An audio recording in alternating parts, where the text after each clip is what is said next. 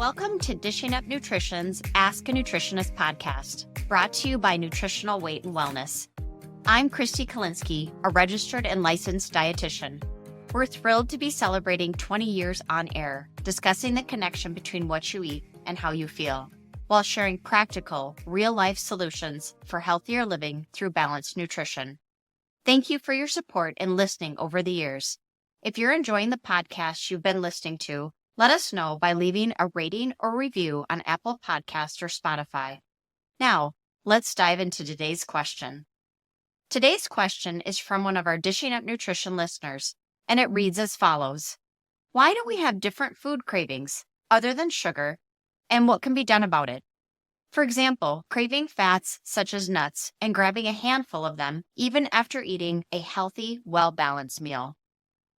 This is a great question. Almost everybody I counsel has some kind of craving. Sometimes the cravings are for healthy foods, and some cravings are for foods that aren't so good for us.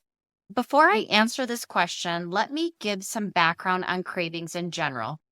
I know for the most part, it's believed that cravings are due to a lack of willpower, and that we just cave to eating or drinking something we shouldn't, or even gravitate towards a healthy food, such as nuts, when we should be satisfied after eating a meal.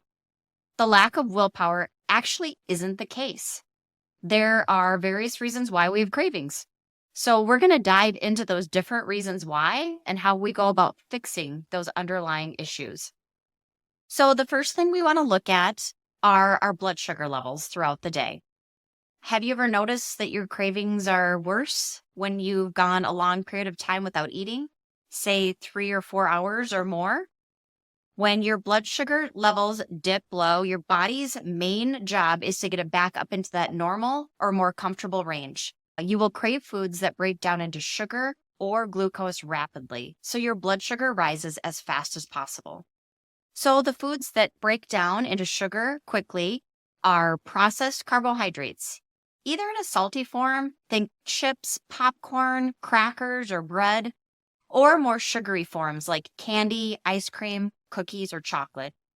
So one way to combat these cravings is to eat a balanced snack or a balanced meal every 3 to 4 hours to keep blood sugar levels stable. And when I say balanced, I'm referring to eating an animal protein, a vegetable carbohydrate, and a healthy fat. So let's look at what our listener was craving. Here she was craving or gravitating towards salty nuts. When we're rummaging around in the pantry and looking for something such as salted nuts, we'll crave fat from the nuts to help us balance our blood sugar.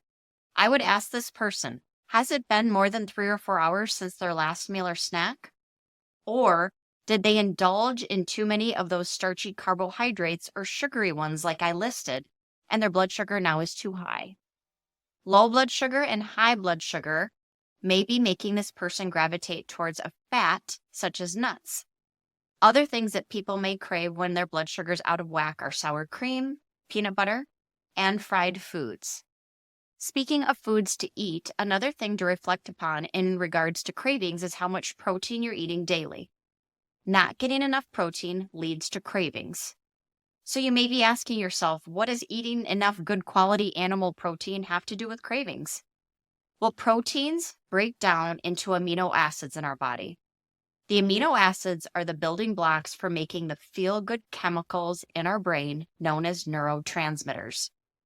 A few neurotransmitters you may have heard of are serotonin and dopamine.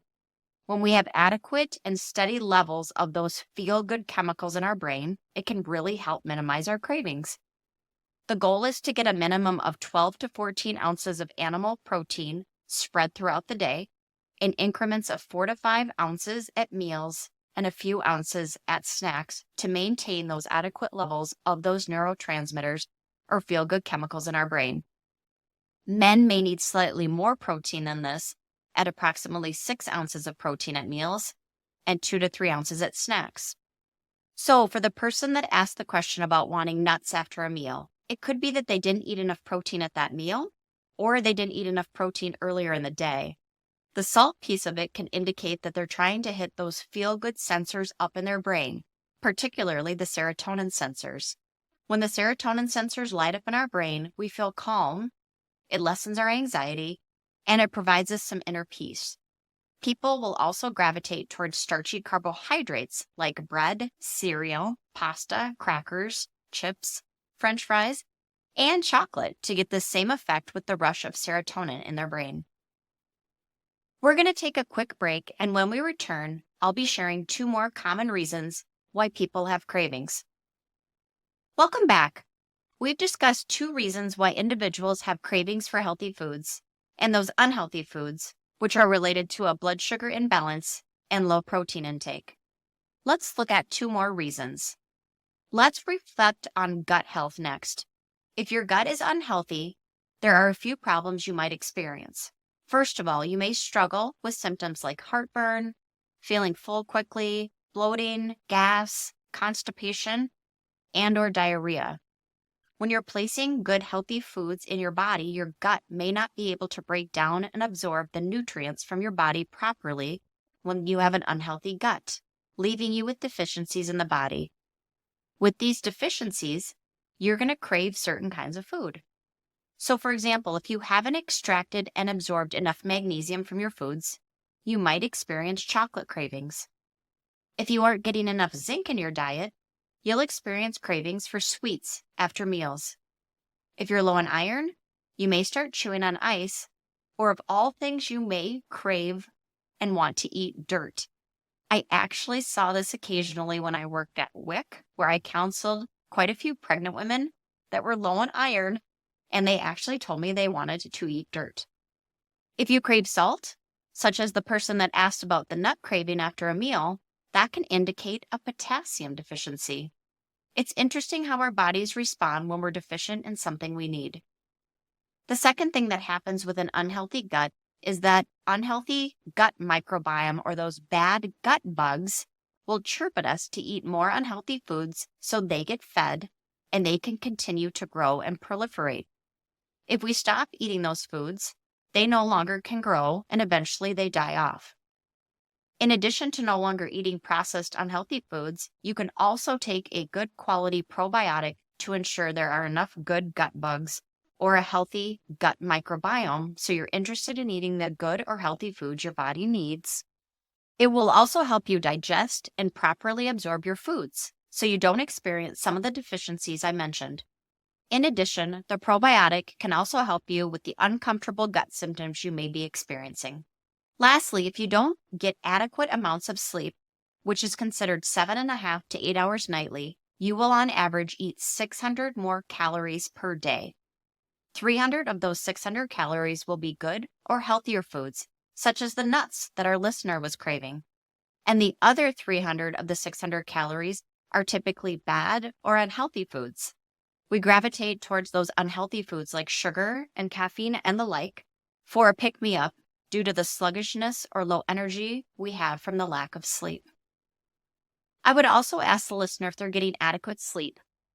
Do they notice that the cravings for nuts are worse when they didn't get enough sleep the night before? As a side note, for those that crave other things such as sugary rich foods like ice cream, Twizzlers, Smarties, Mike and Ike's, maybe caffeinated beverages, nicotine and alcohol, they're all trying to light up their dopamine receptors in their brain. People with low dopamine often experience low motivation, difficulty concentrating, ADD or ADD-like symptoms, low self-esteem, and/or depression. They will reach for these kinds of foods and beverages or other unhealthy substances to temporarily feel better, to only experience a crash shortly thereafter. When a craving strikes, I would reflect back and look at how balanced is the blood sugar at the time of the craving. You may need to eat more often than you currently are to keep your blood sugar balanced. Are you eating enough protein? 4 to 5 ounces at meals and a few ounces at snacks, and a little more than this if you're a male, to build those feel-good neurotransmitters for the brain? How healthy is your gut, and are you getting adequate amounts of sleep? I hope this provides a better understanding of why people have cravings. The next time you think it's just lack of willpower, look to the other things I mentioned today to see if you can address the underlying problem and help tackle those unwanted cravings so they go away for good. Thank you so much for listening to Dishing Up Nutrition's Ask a Nutritionist. If you found this episode helpful, be sure to leave us a rating or review on your favorite podcast app so we can help even more people discover the connection between what they eat and how they feel. If you have a nutrition question you would like us to answer, we invite you to join our private Dishing Up Nutrition Facebook community by searching Dishing Up Nutrition on Facebook. Once you're a member of our community, we invite you to join the conversation and share your questions with us, or call 952-641-5233 to leave your question in our Dishing Up Nutrition voice mailbox. Don't be shy. If you have a question, let us know. We look forward to hearing from you.